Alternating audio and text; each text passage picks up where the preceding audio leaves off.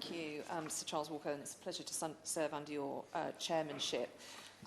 In making a speech, the advice is usually say what you're going to say it, and then say what you've said. But I'm going to start by saying what I'm not going to say, because I understand that the specific rules around this next lockdown were signed off during the course of this debate and are going to be published around about 5 o'clock this evening, is my understanding. So I know that some honourable members have mentioned specifics around places of worship, golf, gyms, and so forth. But so as to not give you duff information, I shan't go into detail on that, except to say that, as I have been doing, as you know, my daily calls with members of Parliament, I have been listening to concerns from many members about those issues and ensuring that those taking decisions on this and designing the policies are very aware of members from all sides of the House of their concerns around those issues and the importance of things like exercise to people's well-being, alongside the importance of visits to family members in homes and isolated elderly in particular. I'm also not going to go into detail about issues that honourable members from Ipswich, Coventry, North West, York Central and the honourable member for Wickham have raised around general issues around testing, track and trace and PPE. Those have been well rehearsed, and the points that have been made by those members are well made and will certainly be listened to. What I do want to do is to get to the heart of this matter, and the issue that was raised really by the honourable member who has secured this debate, and I thank him for it. I will also not say, in response to his opening remarks, that any member who has spoken today wishes to let this virus rip. I do regret those accusations that have been made in the past about people who are sceptical of the government's approach. None of us want this virus to let rip. All of us understand how devastating it has been. Many of us have had bereavements as a consequence of it. We've all been touched by this, and my sympathies go to the honourable member for Strangford. And whether, given that there is no silver bullet on the horizon, honourable members are quite rightly asking if this is the right course of action. That is a completely legitimate question to ask, and in fact it is our job in this place to ask these kinds of questions. The question is, are we paying too high a price to push infections out? As honourable members will know, that the Prime Minister has been trying to avoid a second lockdown. Instead, he has been pursuing in the first instance local and regional lockdowns, but he has reluctantly decided to take this decision, and he outlined his reasons for doing so at the weekend and yesterday in this House. And I realise that is incredibly bad news for many honourable members and their constituents. I understand people who are in areas of the country who have very few infections or none will be very aggrieved by this situation. And I also understand that there are the parts of the country that have not just had the double whammy of two lockdowns, one gone and one to come, but also have been under other restrictions in the interim, and I think that is a very painful place for them to be. So why is the government pursuing this strategy? Well, at the heart of it is the NHS. The aim is simple: to avoid hospitals buckling under the weight of COVID patients and also to prevent deaths. Bed space, staff shortages in certain parts of the country mean that the system is already under pressure, and the whole system capacity, we are told, including the additional Nightingale capacity, could be overwhelmed by Christmas if we do not take this course of action. Of course, there are costs to healthcare and the NHS of pursuing that strategy. Many honourable members have spoken, not just today, but previously, about the consequences of the first lockdown. We know that there were people that didn't seek help, that didn't access healthcare. We know that treatments were delayed, and we know that there is a real human cost to delaying those treatments and surgery. And in social care too, there has been a price to pay, isolation for many of those in their twilight years, but also, not often spoken about, adults of working age. For example, those with a learning disability who have seen their care packages cut because of the provisions understandably put into the Coronavirus Act. MENCAP survey of carers across the UK revealed that 69% of people with a learning disability have experienced cuts to their social care during the pandemic. And that's not for any malicious reason, it's because they couldn't access day centres and have that social contact which was so critical to their care. And of course there will be an economic hit too. If people are poorer, then they are likely to suffer long-term effects of mental and physical poor health.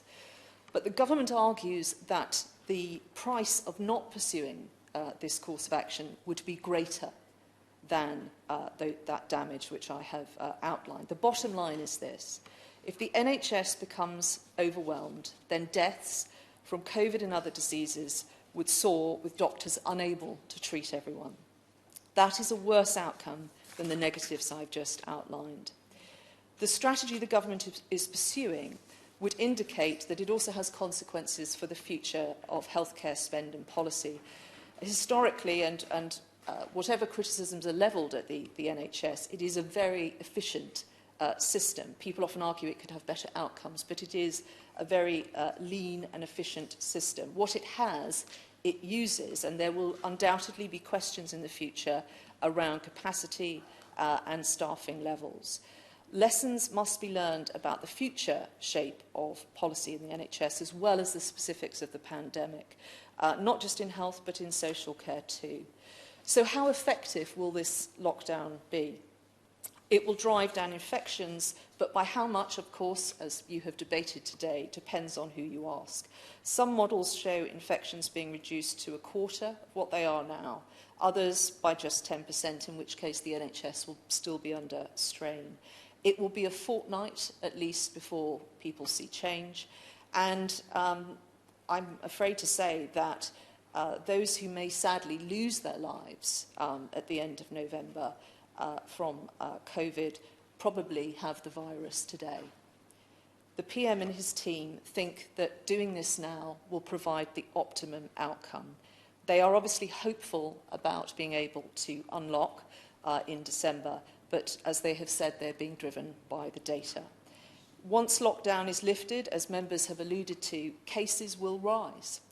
It means that a high proportion of the population will remain vulnerable to infection, and that is why some scientists expect a third or more waves of the virus to be managed by repeat lockdowns.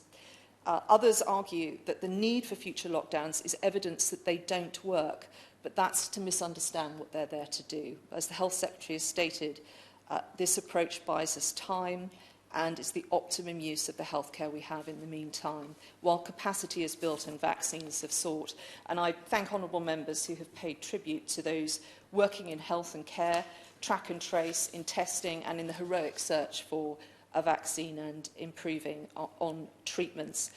In response to the honourable member for Shrewsbury, the price of devolution, I think devolution is a good thing, is divergence and diversity. That is the price of it.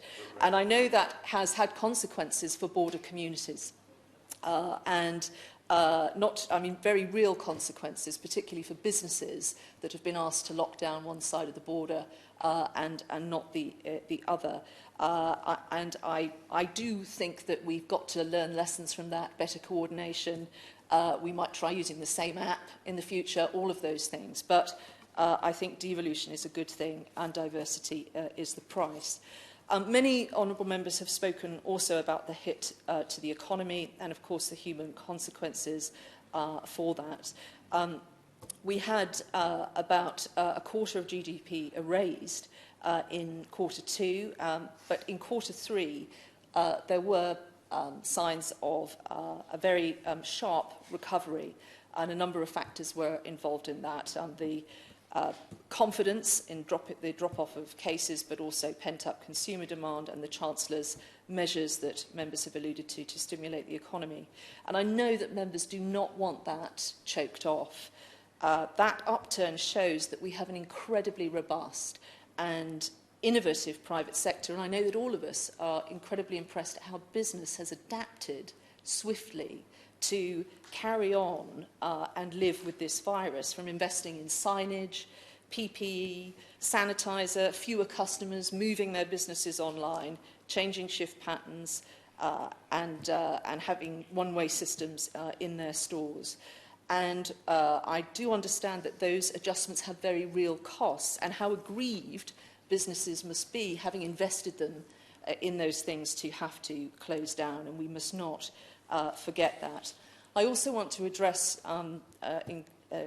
before I close, the issue of the authoritarian nature, as people would describe this. And I say this knowing that the British people like rules. Anyone familiar with the offside rule or the Duckworth-Lewis-Stern method will testify that the British people do like their rules. They like clarity, they like fairness, but they also like to be able to choose to follow them, and I do understand that. And I know how uncomfortable many of us are in having to take these measures. I was asked by Health to take through the coronavirus bill, and I remember the emotional state that my honourable friend, the member for Wickham, and he was kind enough to say that he recognised that I might be in a similar state as he has done so today. And I know that we have asked our constituents to do very painful things, and that there have been real material harm done to people's livelihoods and their emotional well-being, including, as the Honourable Member for Shrewsbury alluded to, women having to give birth on their own. And I can assure Mrs Coleman, in very great part due to the efforts of the Honourable Member for Rutland and Melton, has secured those guarantees, which I think were announced at the weekend, for women giving birth. Of course, we are asking our constituents to do these very difficult things, and that is matched by how little agency I think members of Parliament feel that they have over this situation. The chairman alluded to this, and in fact he felt the only thing he could do was vote against the government. But I think that whatever seat we occupy, whether we are junior ministers, secretaries of state, or whether we are backbenchers, there is always something that we can do. And what I will take away from this debate is to feed back to government the need for better and clear data. I did look at what the House of Commons provides members with, as well as government, and there is room for improvement. So I will do that, recognising suggestions that honourable members have made, and if there are specifics on data, please let me know that. As you know, I take calls with all MPs every single day, and I want to hear from you your ideas if you think policies are not working, and I will continue to take that forward. We also need to think about the future. We need to think about our economic recovery, and I know the honourable member in whose name this debate stands called for low taxation. We need to be thinking about the future. We need to be thinking not just about how we can ensure that we stick to our agenda of levelling up, but how we can, through the G20, lead the global recovery as well. We are well placed to do that. And finally, we need to also, I think, what everyone in this debate can agree with, is learn how we can live with this virus. I know the Honourable Member for Harwich has suggested we need a white paper on that topic, and I will report back. In closing, Mr Speaker, I wish to thank all members who've taken part in this debate, and I would just say this. If there is a lesson that we have learnt in this place, or should have learnt over the last 4 years, it is that when politics and politicians are in tune with the British people's character, success follows. And that is a lesson that we should bear in mind in the coming days and weeks.